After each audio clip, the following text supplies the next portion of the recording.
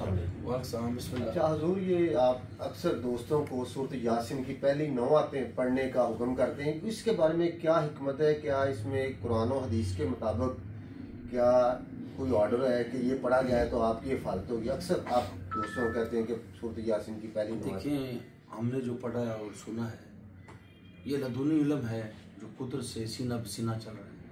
क्योंकि हमारा ईमान है जो सीना बसीना लदुनी इल्म वाली बातें वो कहीं ना कहीं रकम ज़रूर होती हैं, यानी लिखी होती हैं। तो जो आपका करीम सल्लल्लाहु अलैहि वसल्लम मदीना की तरफ हिजरत करने लगे तो मौला अली मशकूर अपने बिस्तर पर लेटा गए तो जिब्राइल अलैहिस्सलाम ने फरमाया कि आप सूरह यासीन की पहली 9 आयतें पढ़ के ना इनकी तरफ रेत फेंक दें, तो ये आपको मुनाफिक को काफिर देख ही नहीं पाएंगे ना, तो आप सफ़र शुरू कर देना।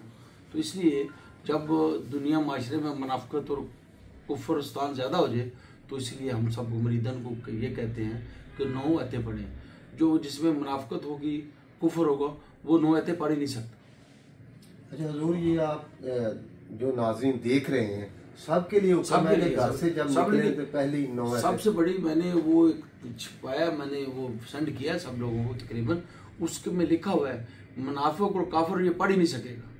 अच्छा हुजूर, ये खासकर रमज़ान शरीफ का कोई मैसेज आवाम के लिए, क्योंकि इस एक ख़ास मौका है कि अगर रमज़ान एक मरतबा मिल जाए तो जन्नत। एक तो कोई बंदा पेस्ट ना करे, पेस्ट मना कर, तो पेस्ट ना करे, मसवाक करे, और रोज़ा पहला अशरा जो ना रोज़ा नमक से खोले। अच्छा हुजूर, अगर कहीं ये मसवाक अवेलेबल ना हो तो फिर मंजन वगैरह किया जाए? नहीं, मंजन भी नहीं किया जाएगा, जिसमें वो चीज़ नहीं इस्तेमाल कर सकते रोज़े। लेकिन वैसे दांत साफ करने के लिए नहीं, वो अच्छा, अल्लाह को तो रोज़ेदार की बदबू पसंद है।